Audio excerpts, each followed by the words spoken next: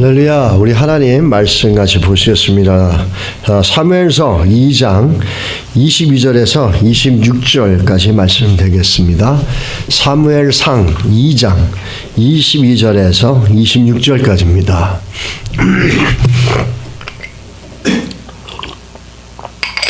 2장 22절에서 26절까지 다 찾으셨으면 우리 같이 한 목소리에서 합독하겠습니다. 22절입니다.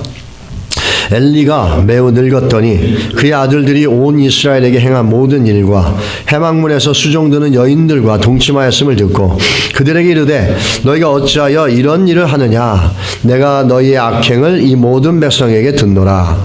내 아들들아 그리하지 말라. 내게 들리는 소문이 좋지 아니하리라. 너희가 여호와의 백성으로 범죄하게 하는도다. 사람이 사람에게 범죄하면 하나님이 심판하시려니와 만일 사람이 여호와께 범죄하면 누가 그를 위하여 간구하겠느냐 하되 그들이 자기 아버지의 말씀을 듣지 아니하였으니 이는 여호와께서 그들을 죽이기로 뜻하셨음이더라. 아이 사무엘이 점점 자라매 여호와와 사람들에게 은총을 더욱 받더라. 아멘. 오늘 그 5월달이 가정의 달입니다. 우리 가정의 달의 가장 중심이고 중요한 것은 우리의 믿음을 우리 다음 세대, 우리 자녀들에게 전승시켜주는 것이 우리 가정 안에서, 믿음의 가정에서 가장 중요한 것입니다.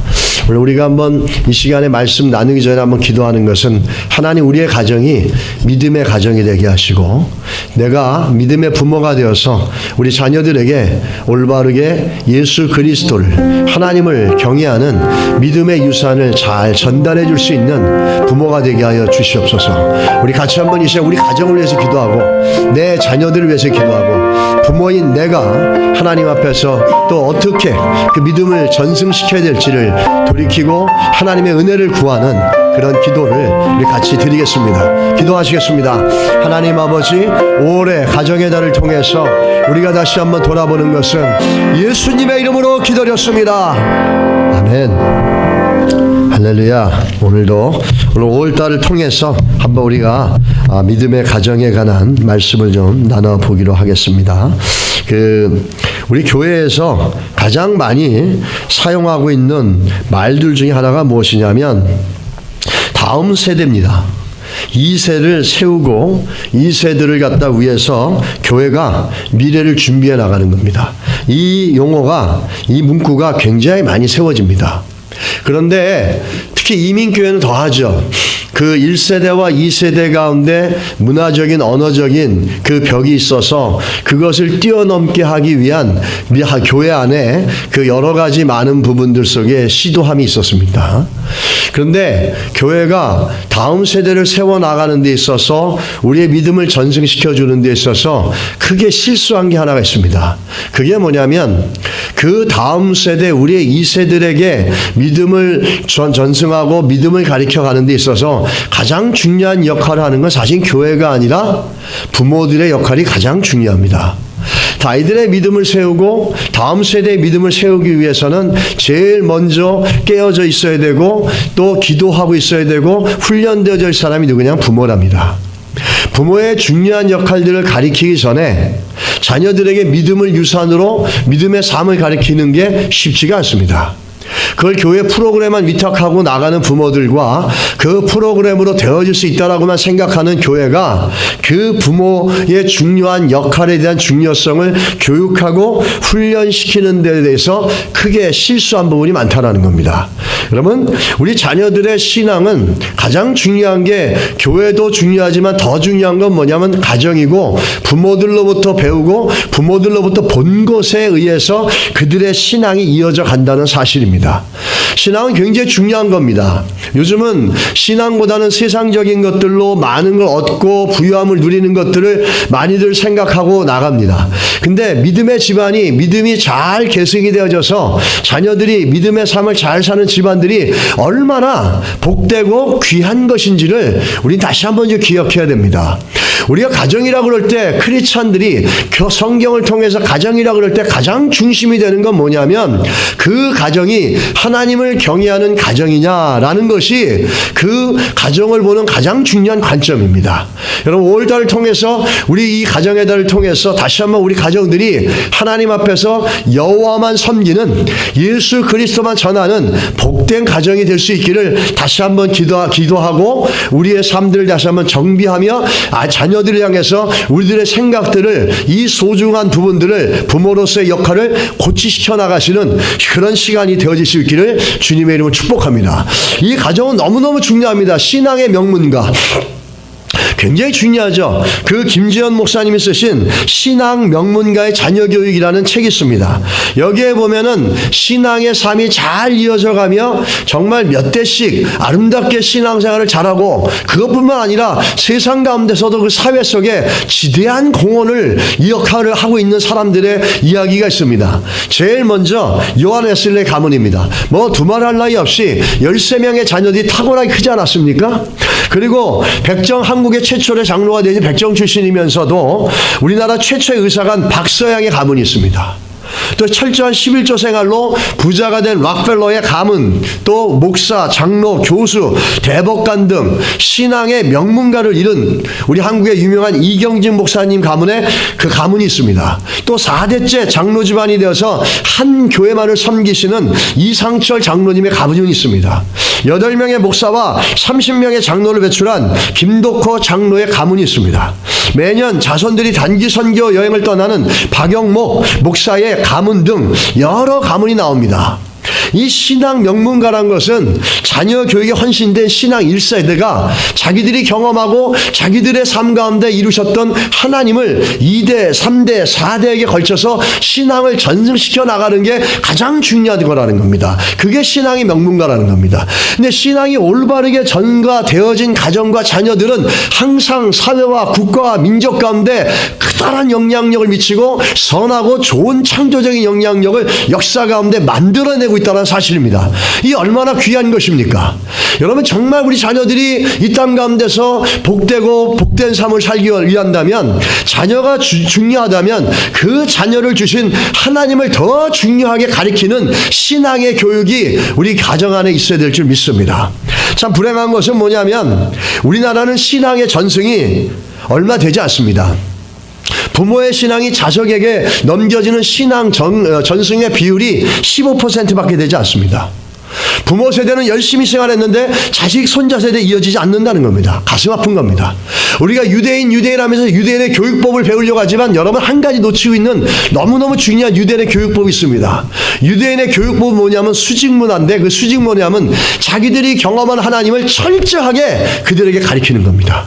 할렐루야. 그것이 그들이 가지고 있는 최고의 교육입니다. 우리는 그걸 보지 않고 그 외 것들, 이게 핵심인데 이게 심장인데 여기서 파생되어 나온 그 브랜치만 보고서 유대인의 교육은 이렇다 저렇다 얘기합니다. 가장 중요한 건 뭐냐면 유대인의 신앙교육이에요.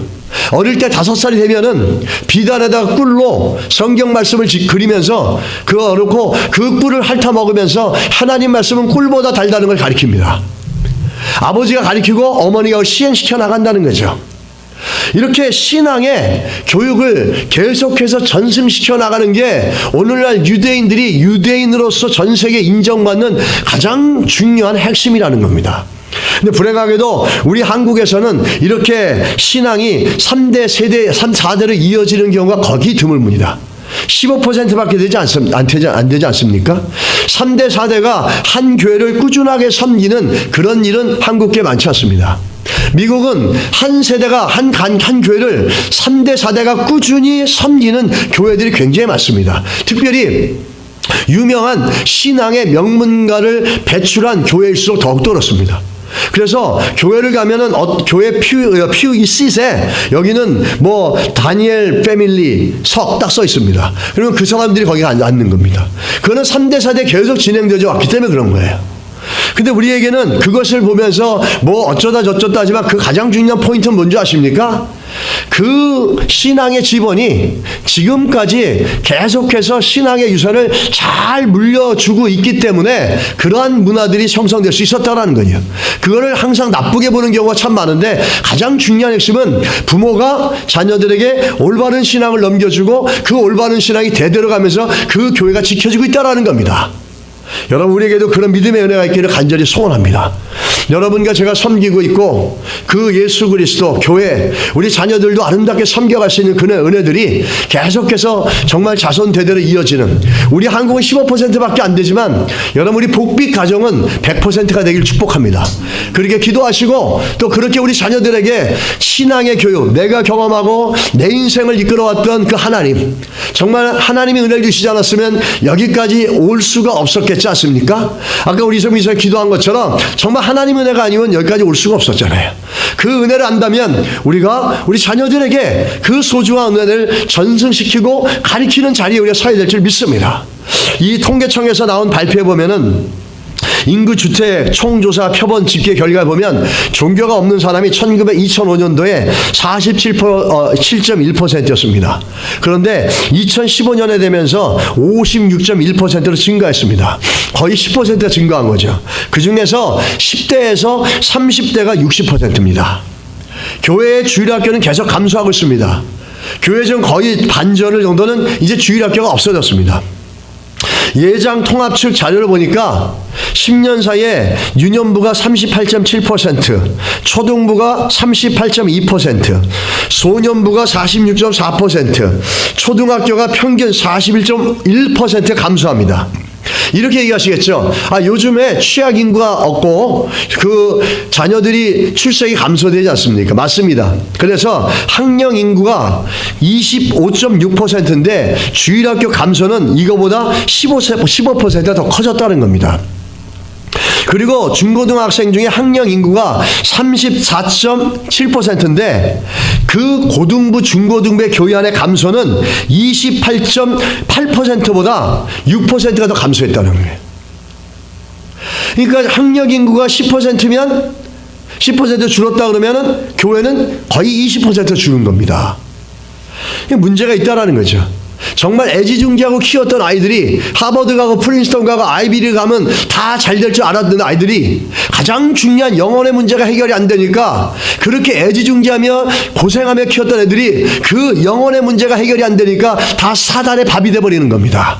사단에게 끌려가고 세상에 끌려가가지고 세상 가운데 끌려가다 인생이 자기가 가지고 있는 달란트와 이 어떤 것들도 제대로 사용하지 못하고 인생이 허망하게 끝나버리는 거예요. 하나님을 알지 못하는 이 세대들이 점점 많아지고 있다는 겁니다. 부모들은 신앙이 정말 너의 삶 가운데 뭘 해줄 수 있겠냐 생각하는 크리스찬들이 너무 많은 거예요. 그래서 주일날에도 학교를 보내고 학원을 보내가지고 공부하게 하는 겁니다. 신앙교육이 뭐 그렇게 중요하니? 기도하는 게 뭐 중요하니? 예배드리는 훈련이 뭐가 중요하니? 말씀 듣는 게 뭐가 중요하니? 가서 영어 단어 하나 더 외우고 수학 문제 하나 더 푸는 게 더 중요하니? 부모들부터가 이렇게 생각하니까 아이들이 교회로 오지 않는 거예요. 그래서 교계에서 조사를 합니다. 조사를 했는데 교회 학교가 위기에 직면한 가장 큰 원인이 무엇이냐? 83.2%가 나왔어요. 그 원인이. 하나의 원인이. 그게 누군지 아세요? 부모예요. 교회 학교가 감소되어지는 최고의 원인은 83.2%를 차지하는 부모의 역할이고 부모 때문에 교회 학교로서 제대로 쓰지 못하고 우리의 자녀들이 하나님을 알지 못하는 사대로 바뀌어진다는 거예요. 그래서 우리의 다음 세대, 넥스트 제너레이션을 세워야 되는데 우리의 자녀들이 다음 세대가 되는 게 아니라 뭐가 되는지 아세요? 다른 세대가 돼버리는 거야. 넥스트 제너레이션이 아니라 디프런트 제너레이션이 돼버리는 거예요. 왜? 누구 때문이죠? 부모 때문에. 자녀 교육의 성공 개념을 하나님을 경외하면서 그걸 평생에, 아니 영원한 삶과 연결시켜서 이 자녀들을 어떻게 교육해야 될지를 부모들이 생각 못하고 그냥 단타, 지금 당장 앞에 있는 것만 생각하다 보니까 하나님의 관점으로 자녀들의 삶을 보지 못하고 성경의 관점으로 자녀들을 보지 못하고 당장 눈앞에 있는 거 빨리 얻고 좋은 대 가고 좋은 회사 취직하는 것만 가르치다 보니까 아이들이 이윤에는 빠르지만 인생을 보는 긴 안목과 깊은 이해와 생각들은 계속해서 떨어져 가는 겁니다. 누구 때문이죠? 그럼 부모 때문이라는 거예요. 하나님의 판단보다는 세속적인 판단들, 세상의 판단들에 더 귀를 기울여서 우리 자녀들이 그 결정이 내려지는 게 영생과 어떻게 연결되어지는지를 생각을 안 하는 거예요. 자녀들이 어려울 때 빨리 그 문제를 해결하고 돈으로 해결하고 뭘로 해결할 방법만 생각하지, 그 문제가 어려울 때 이 문제를 통해서 하나님이 어떤 일을 이루실지 같이 기도하고 이걸 통해서 뭘 배워야 될지 하나님의 관점으로 함께 기도해주는 부모들은 점점 없어지는 겁니다.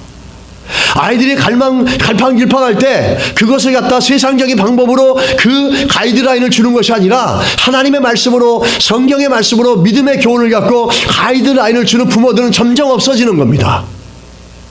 여러분, 우리 자녀들이 다음 세대가 다른 세대로 바뀌어지는 가장 결정적인 요인은 다른 것이 아니라 우리 바로 믿음의 1세대를 살고 있는 부모 때문이라는 것에 대하여 우리가 좀 생각하고 우리 자녀들을 위해서 깊이 있게 생각해야 될 줄 믿습니다.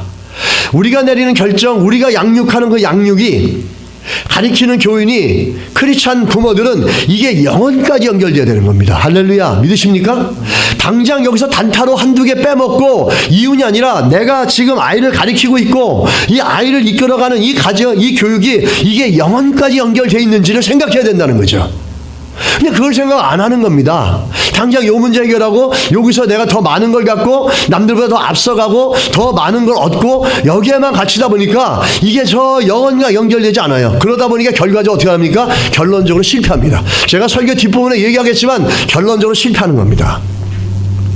자녀들에게 천국과 지옥을 가르쳐야 되고 하나님을 경외하는 게 왜 중요한지 저 영혼과 연결시켜서 그걸 가르쳐야 되고, 저 영혼은 영원히 있는 게 아니라 오늘 우리가 사는 삶 가운데도 연결되어졌다라는 하나님의 나라의 개념들을 가르치지 못합니다.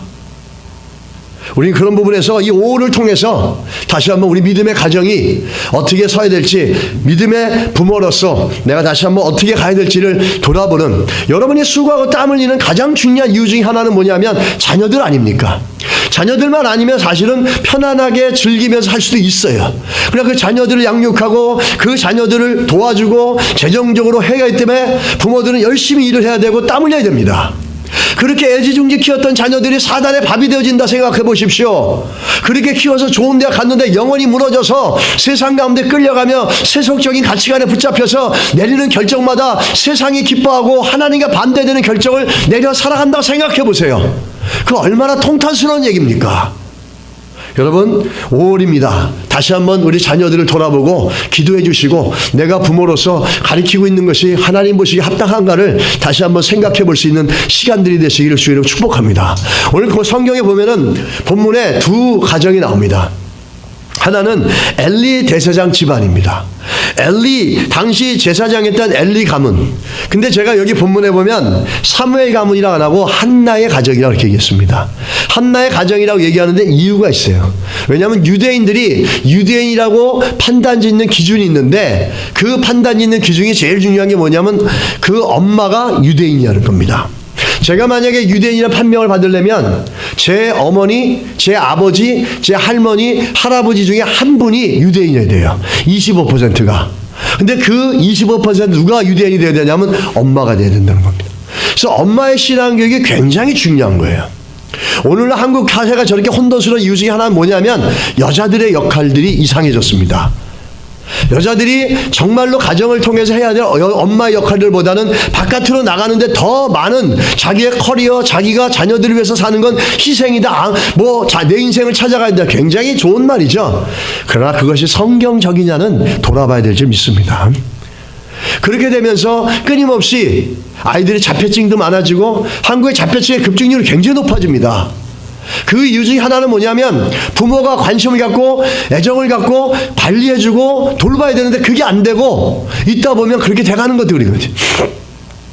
이 엘리, 이 한나를 통해서 여자를 갖다가 유대인들은 25%, 4명 중에 1명이 유대인이면 유대인을 쳐주는데 그게 엄마야 되는 거예요. 왜? 엄마가 주는 신앙의 영향력은 굉장히 크다는 겁니다. 믿으십니까? 그거는 살아보면 아시겠지만 우리 집안도 마찬가지입니다. 늘 엄마랑 같이 있기 때문에 엄마의 신앙교육, 엄마의 신앙의 가르침은 아이들에게 굉장히 직접적 영향이 됩니다. 굉장히 중요합니다. 특별히 우리 부모님, 아버지도 그렇지만 그 어머니 되시는 분들은 더더욱이 제가 아이들을 이끌어가는 가이드라인이 교육이 이게 영혼과 어떻게 연결되어 있는지를 생각하면서 아이들을 돌봐야 될지 믿습니다. 엘리 대제사장은 누구보다도 그 자식을 소중히 여겼겠죠. 또 자식이 잘 커지기를 원했겠죠. 왜? 제사장이니까. 근데 홈리와 비느하스는 실로의 제사장이 되어졌지만 그렇지 않습니다. 놀랍게도 이 홈리와 비느하스는 제사장이 됐는데 성경이 뭐라 그럽니까? 여호와를 알지 못했다 이렇게 얘기합니다. 2장 12절을 보게 되면 엘리의 아들들은 행실이 나빠 여호와를 알지 못하더라 이렇게 얘기합니다. 이들은 쉽게 말하면 오늘날 교계에서 말하는 진골입니다. 좀 말이 그렇지만 진골이라는 게 뭐냐면 아버님이 유명한 훌륭하신 목사님 일 경우에 또 아주 훌륭하고 잘 알려진 장로님이실 경우에 아버님이 그러면 이제 이게 진골이 되는 거예요. 진골이 먼저입니까? 성골이 먼저입니까? 헷갈리는데 지금 그렇게 되고 이제 그거보다 한쪽이 좀 이르면 이제 성골, 진골이 되는 거야. 성골이 되는 거죠. 그리고 그거보다 조금 더 진골이고 그거 아무것도 없는 사람 반골이 되는 거죠. 저는 반골입니다. 근데 이런 진골과 성골은 그 어떤 좋은 교회의 자리가 나오면은 바로 이분들이 가장 먼저 물망에 오르죠. 그리고 성골이 오르고 진골이 오르고 그다가 어떻게 주의 기적과 능력 때문에 정말 하나님의 놀랍긴 역사 때문에 이제 반골이 올라가는 수도 있게 됐지만 거의 뭐 그런 분위기로 갑니다. 근데 이분은 진골이에요. 홈리와 비느하스는. 자연히 있어도 그 제사장직을 받으면서 한 국가의 영적인 정신적인 지도자가 되어졌지 않습니까? 근데 가장 핵심이 되는 여호와를 경외하는 마음이 있어야 되는데 제사장이 여호와를 경외하는 게 뭔지를 몰라요. 하나님을 몰라요. 이들은 하나님을 가르쳐야 되고 예배하는 걸 가르쳐야 되고 말씀을 가르쳐야 되는데 이들이 하나님을 모른다는 거예요. 세상적으로 성공했을지 몰라도 영적으로는 참으로 안타까운 존재들이 홈리와 비느하스였던 겁니다. 제사장의 기본이 되는 게 안 되는 거죠. 다시 말하면 뭡니까? 엘리 제사장이 제사장이었음에도 불구하고 자식들에게 신앙의 전승이 이어지지 않았다는 겁니다. 그러면서 그 불행이 이어져 나오는 거죠. 그러면서 하나님이 알지 못하는 이들은 세상적으로 성공했지만 하나님을 무시합니다. 오늘 본문에 우리 갖고 있는 2장에 보게 되면 하나님을 무시하고 불량자가 되어져서 악한 행실을 하고 신성한 제사를 아주 문란케 합니다. 그리고 다른 사람들을 실족해 만들고 재물로 자기 배를 채우고 다른 사람들의 충고를 듣지 않습니다. 여호와의 제사를 멸시합니다. 성막에서 간음죄를 범합니다. 아버지의 책망을 무시합니다. 백성들을 오히려 범죄를 조장시킵니다. 이런 인생을 사는 겁니다. 여러분 그렇게 하나님을 알지 못하고 오히려 하나님과 반역되는 행위를 했던 이 사람들의 결과가 어떻게 됩니까? 사무엘상 4장을 한번 보시기 바랍니다. 사무엘상 4장 17절 말씀 한번 보시기 바랍니다. 자, 사무엘상 4장 17절 18절입니다. 한번 17절 먼저 읽겠습니다. 시작. 소식을 전하는 자가 대답하여 이르되 이스라엘이 블레셋 사람들 앞에서 도망하였고 백성 중에는 큰 살력이 있었고 당신의 두 아들 홈리와 비느하스도 죽임을 당하였고 하나님의 궤는 빼앗겼나이다. 18절. 하나님의 궤를 말할 때에 엘리가 자기 의자에서 뒤로 넘어져 문 곁에서 목이 부러져 죽었으니 나이가 많고 비대한 까닭이라 그가 이스라엘의 사사가 된지 40년이었더라. 자, 사사가 되어져서 그 끝이 가장 불행한 사람이었던 사람, 유일하게 불행하게 끝난 사람은 이 엘리죠. 우리는 그 아들들이 전쟁터에 나가서 이미 아비가 얘기할 때 아버지 얘기를 듣지 않자 성경이 아까 읽었던 25절 말씀에 뭐라 그럽니까? 하나님이 그들을 죽이기로 작정하더라 이렇게 얘기합니다. 이 얘기는 참 상당히 심오한 얘기가 있어요. 우리가 하나님의 말씀이 들려지고 하나님은 무엇을 하기 전에 먼저 말씀으로 때로는 누군가의 권면을 통해서 우리에게 말씀하신다는 겁니다. 여러분 믿으십니까? 그걸 듣고 회개하면 돌이키면 괜찮지만 그렇게 했는데도 돌이키지 않고 회개하지 않으면 결국은 극단적인 결과를 가져올 수밖에 없다라는 게 보여주죠. 그 결과가 뭐냐면 전쟁에 나가서 죽은 겁니다. 다시 말하면 이 전쟁은 전쟁에서 죽은 것 전사는 우연이 아니라는 거죠. 하나님이 계획하셨다라는 거예요. 성경에 우연은 절대 없습니다. 근데 중요한 건 뭐냐면 사사였다 그러지 않습니까? 근데 그 아버지가 그 소식에 놀라서 떨어져서 의자에서 넘어져서 목이 부러져 죽습니다. 이것도 우연이 아니라는 겁니다. 뭘 물으시는 겁니까? 자식들에게 또 영적인 지도자로서 책임을 다하지 못하게끔 가리킨 것에 대한 대가를 치르고 있는 거죠. 기다리고 많은 기회를 줬지만 그게 되지 않으니까 한 가족이 무너져 갑니다. 근데 더 불행한 건 뭔지 아세요? 그 며느리가 마침 그때 아이를 낳습니다. 여러분 사무엘상 19장 20절에 보면 아이를 낳는데 뭐라고 그러는지 아세요? 죽으면서 이가봇 이러면서 죽습니다. 이가봇이란 말은 뭐냐면 하나님의 영광이 끝났다. 하나님의 영광이 떠나갔다라는 거예요. 우리 집안에 하나님의 은혜는 끝났다. 우리가 무엇 하더라도 하나님의 은혜는 끝났다. 하나님이 도와주시지 않는다. 하나님의 은혜가 떠나가고 하나님의 영광이 떠나간 가정은 무엇 한다고 하더라도 될 수가 없다. 우린 미래가 없다. 소망이 없다. 라고 얘기하는 게 이가봇입니다.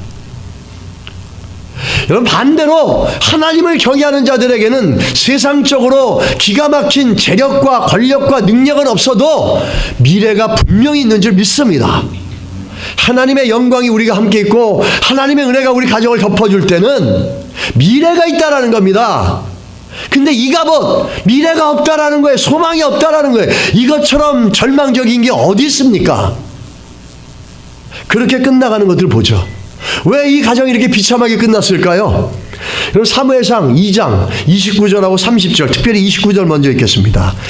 2장 29절 같이 한번 읽겠습니다.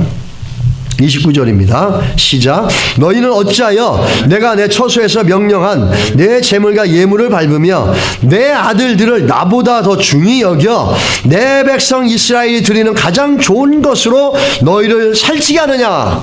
이게 원인이에요. 원인이 뭐라고요? 오늘 29절 후반에 보면 내 아들을 어떻게 하나님보다 더 중요히 여기냐는 겁니다. 내 아들을 나보다 더 중요히 여기냐는 거예요. 여러분 생각해 보십시오. 아들을 주신 분이 누구십니까? 하나님이시잖아요.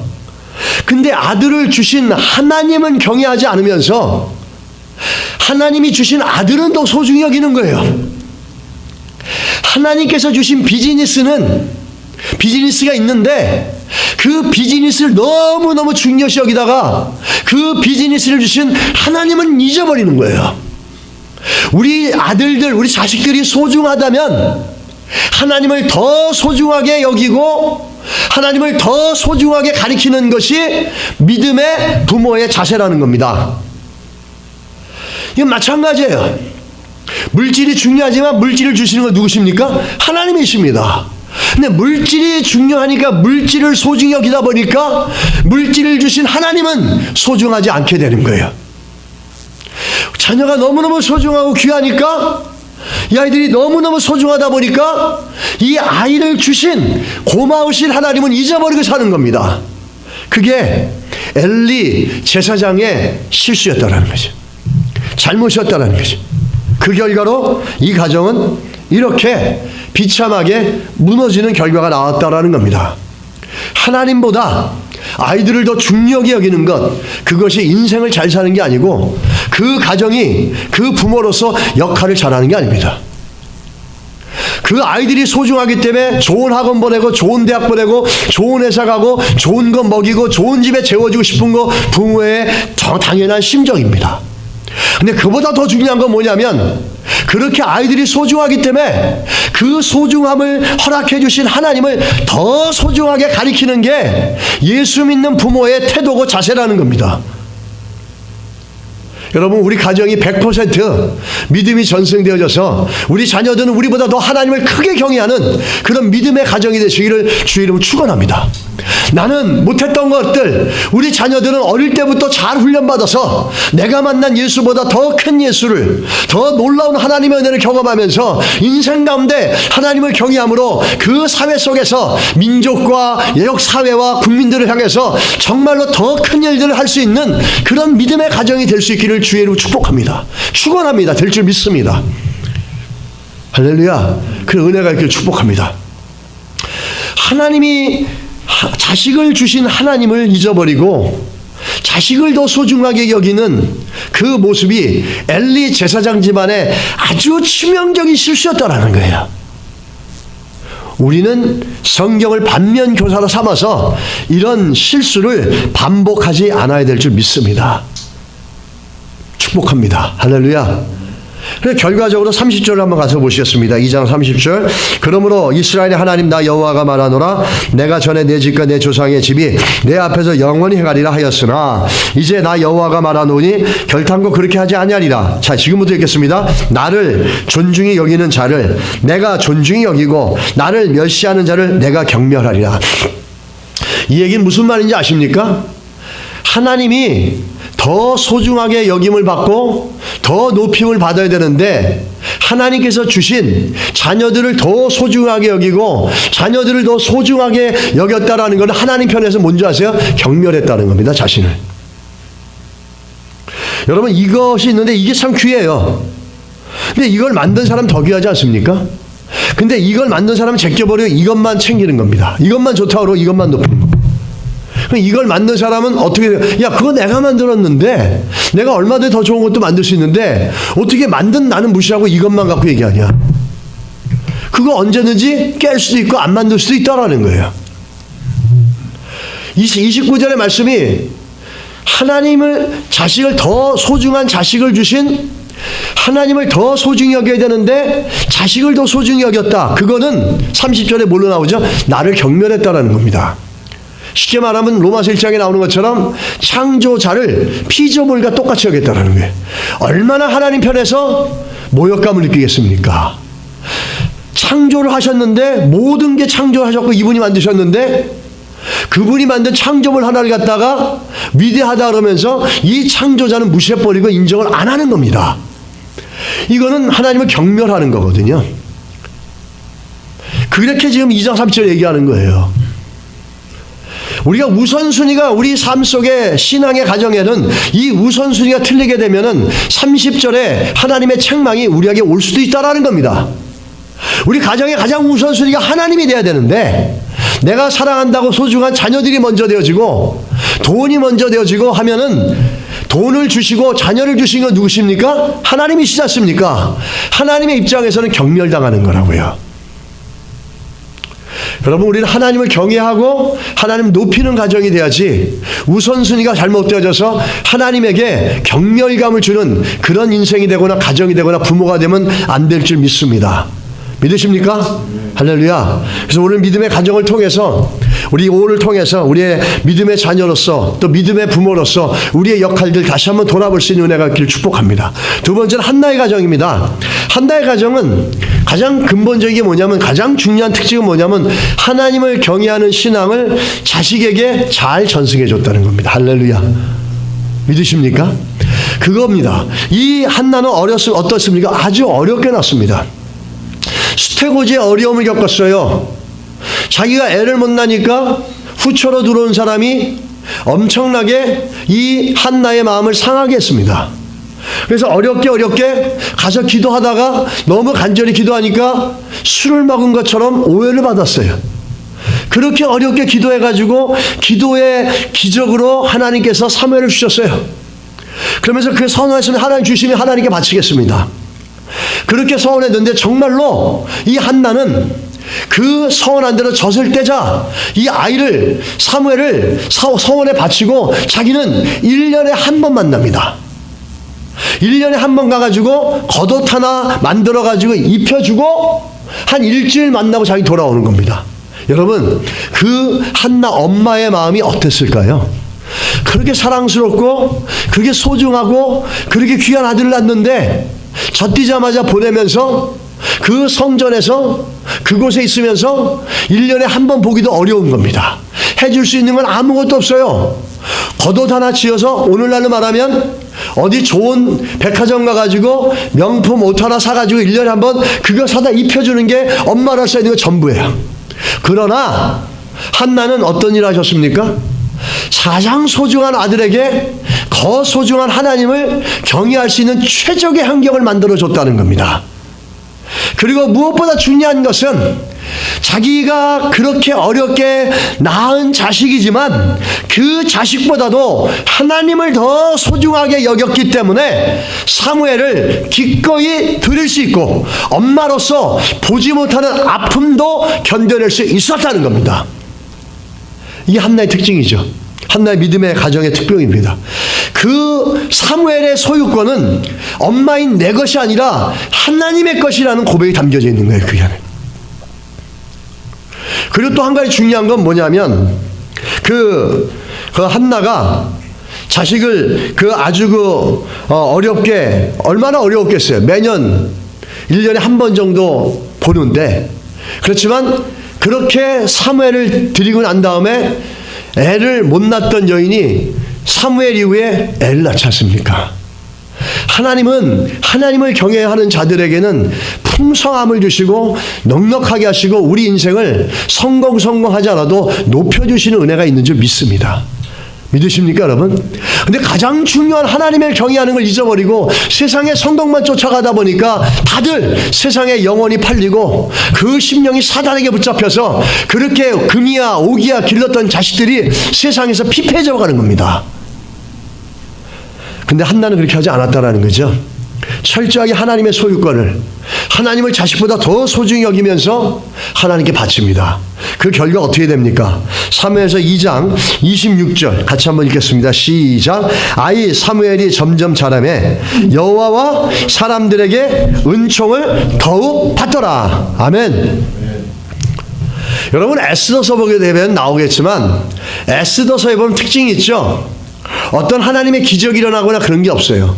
그런데 에스더가 가는 곳마다 사람들이 마음이 열려서 에스더를 좋아해 줍니다.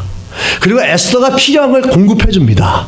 그 환관, 미인 콘테스트에 뽑혔을 때 그걸 책임했던 환관도, 내시도 에스더를 보면서 마음이 확 열려가지고 좋아하는 마음, 사랑하는 마음이 있어서 에스더가 필요한 걸 다 해다 주지 않습니까? 왕도 마음이 확 열려가지고 에스더를 너무너무 사랑하지 않습니까? 이게 오늘 사무엘서 오늘 말하는 사무엘이 점점 자라매 여호와와 사람들에게 은총을 받더라. 바로 이 말씀이 현실로 실현된 게 누구냐면 에스더라는 겁니다. 하나님을 경외하고 살아가니까 만나는 사람들마다 다 도와주려고 그러고 축복해 주려고 그러고 보호해 주려고 그러고 잘 되길 바라주는 겁니다. 할렐루야. 우리의 자녀들이 그렇게 돼야 될 때 아닙니까? 그건 부모가 하나님을 경외하는 걸 가르쳐야 된다는 거죠. 그럴 때 우리 자녀들이 그 은혜를 입으면서 하나님을 경외하는 걸 배워나갈 때마다 어떤 척박한 환경 속에 가서도 만나는 사람들마다 축복의 통로가 되어지는 거예요. 하나님의 역사의 통로가 되어지는 거예요. 어떤 사람은 만나는 사람마다 상처받고 괴로운데 어떤 사람은 만나는 사람마다 위로와 사랑과 하나님의 역사의 통로가 되어지는 사람들이 있단 말이에요. 그게 은혜라는 거죠. 이 말씀이 가장 잘 표출된 게 에스더입니다. 에스더 인생을 보십시오. 가는 곳마다 사람들이 마음이 열리는 거예요.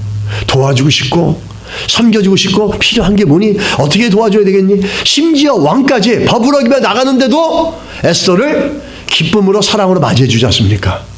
우리 아이들이 여호와를 경외하는 믿음을 갖고 사람 만나는 모든 사람들과 어떤 환경 속에서도 은총을 받아가는 그런 큰 은혜를 하나님과 사람에게 얻어가시게 되기를 예수 이름으로 축복하고 축원합니다. 할렐루야. 이게 얼마나 중요한 건지 몰라요. 사람들이 그걸 모르니까 그냥 세상 가운데 가서 먹고 마시는 문제만 해결되면 성공한 줄 압니다. 그렇지 않다라는 거죠.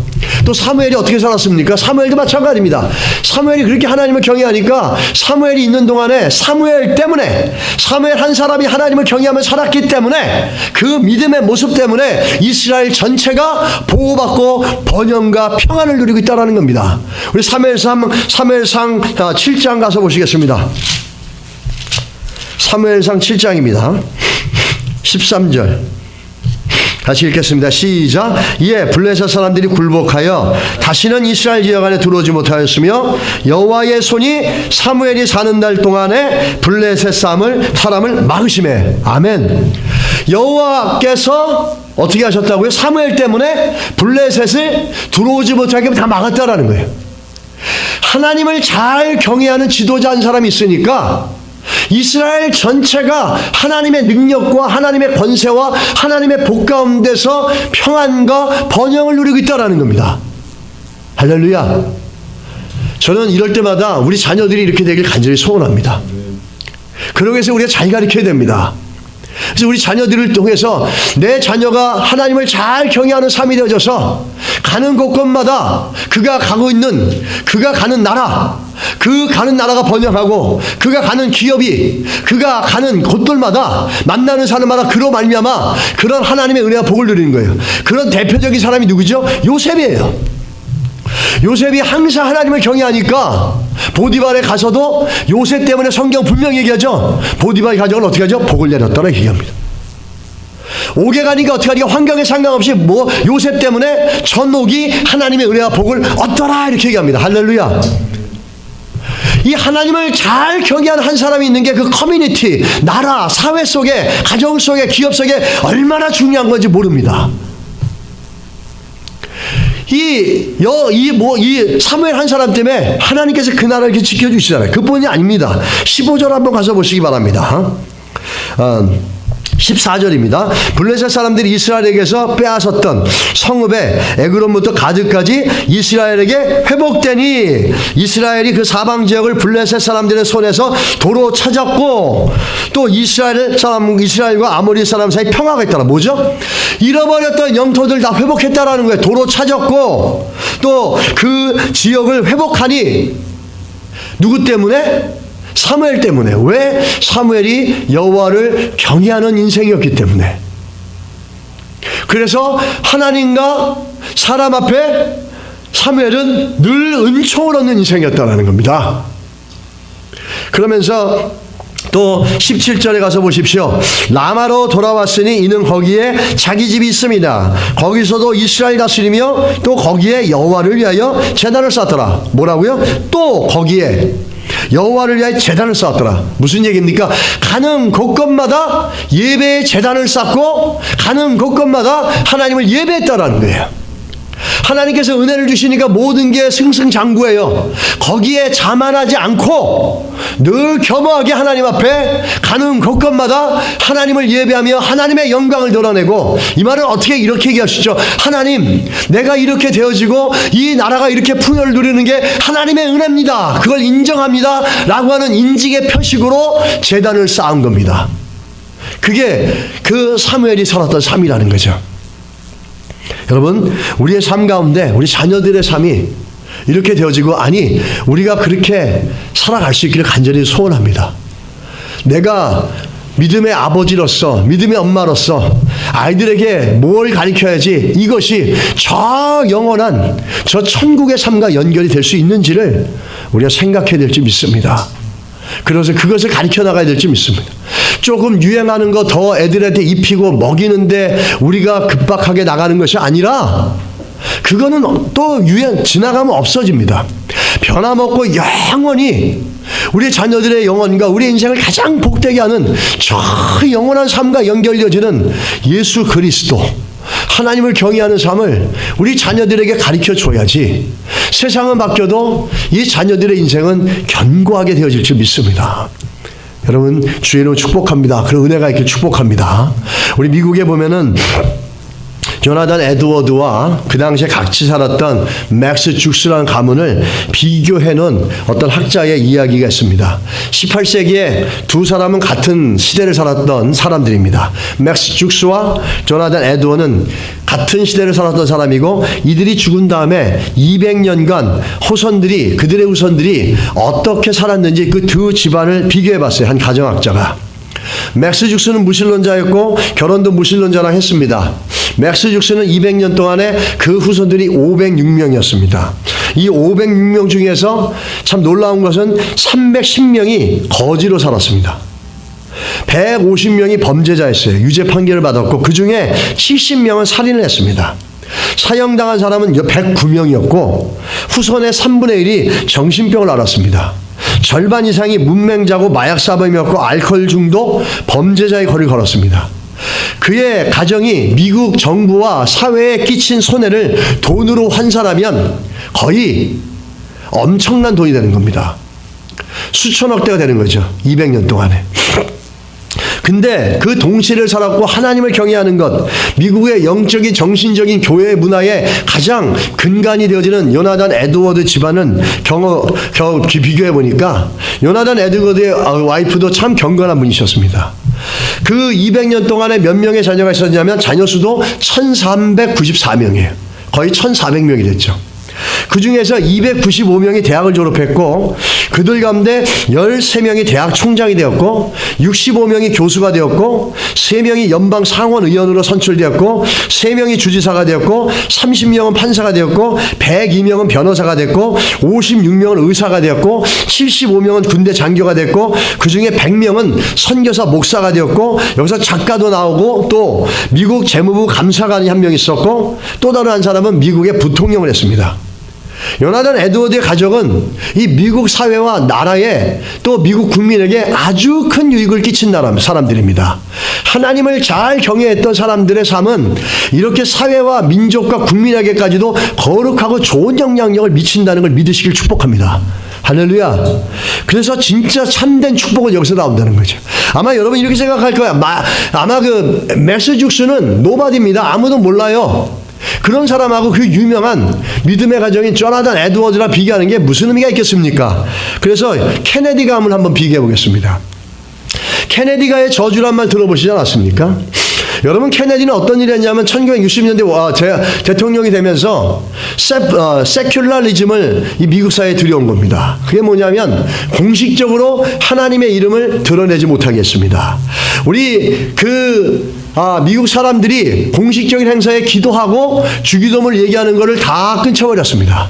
에터 폴이라고 고등학교 학생들이 국기 개양대 밑에 모여서 기도하는 거 그거 없애버렸습니다. 또 그리고 군대에 가면 특별히 그 해병대 같은 경우는 선서를 합니다.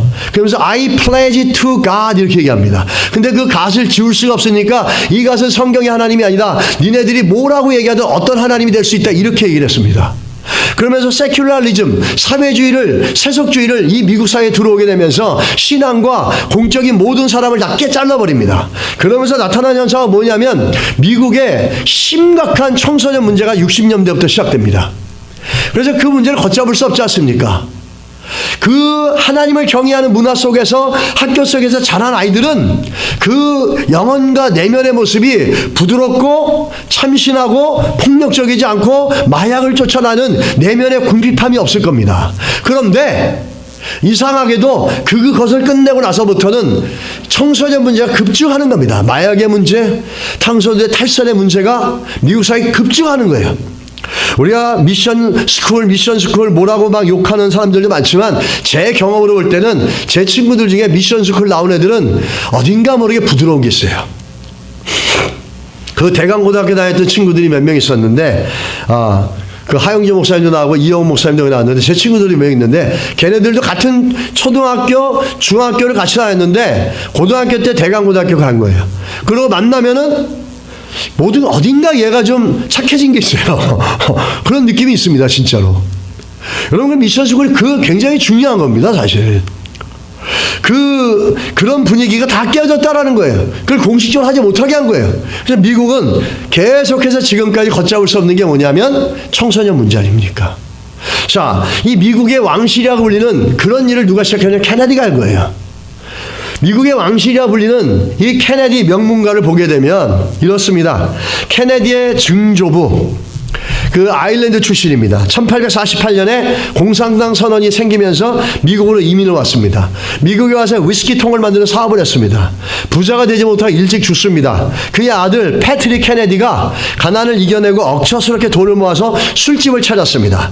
금주령이 내렸던 시절에 영국에서 술을 밀반입해서 떼돈을 벌었습니다.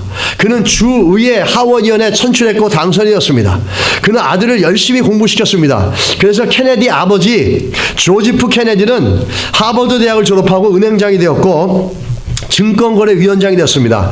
그는 한때 유리회사 주가 조작도 했고 영화사업과 경매장 사업으로 재벌이 되었습니다. 그래서 영국의 대사가 되었습니다.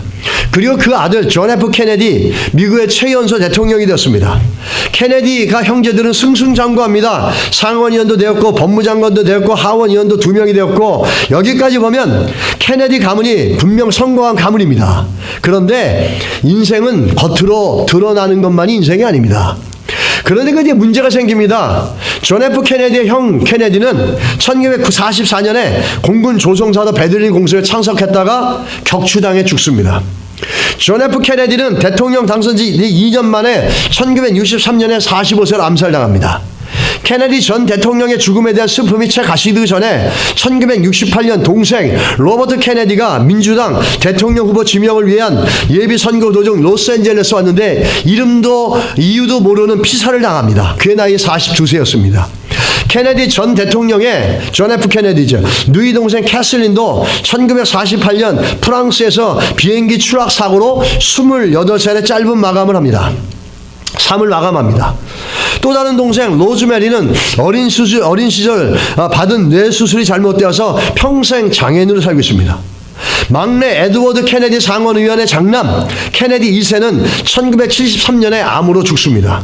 로버트 케네디 아들 데이비드는 28세에 1984년 플로리다주 팜비치의 휴양지 모텔에서 마약 과다 복용으로 즉사합니다.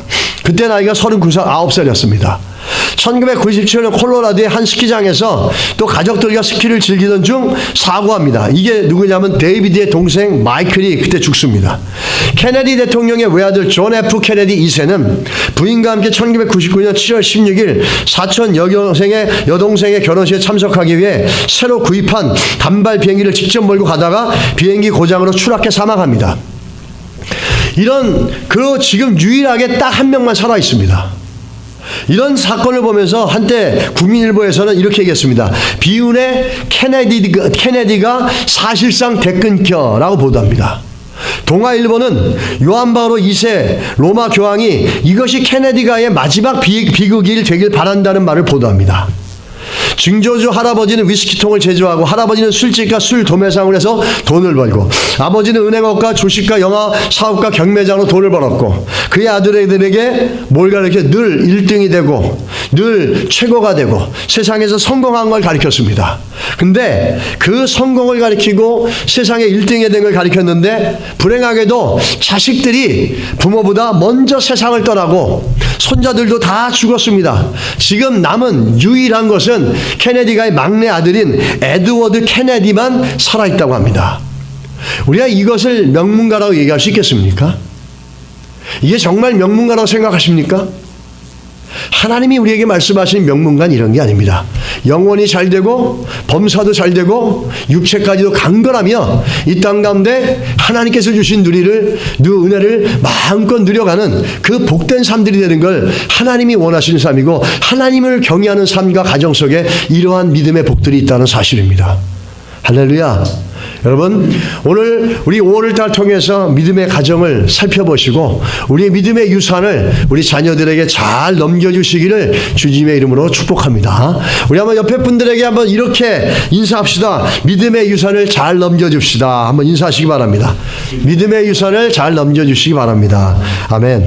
아직 자녀가 없는 분은 좀 머쓱하긴 하겠지만 미래에 우리가 그렇게 될 줄 믿습니다. 자, 우리 기도하겠습니다. 기도하는 것을 말씀 생각하면서 하나님 우리의 가정이 나의 자녀가 믿음의 자녀가 되게 하시고 내가 믿음의 부모로서 우리의 자녀들을 잘 믿음을 양육하고 신앙을 잘 전수할 수 있도록 이 신앙을 잘 개선시켜 나갈 수 있도록 하나님 믿음의 가정이 될 수 있도록 믿음의 부모가 될 수 있도록 하나님 저를 기름 부어 주시고 저에게 능력을 더해 주시옵소서.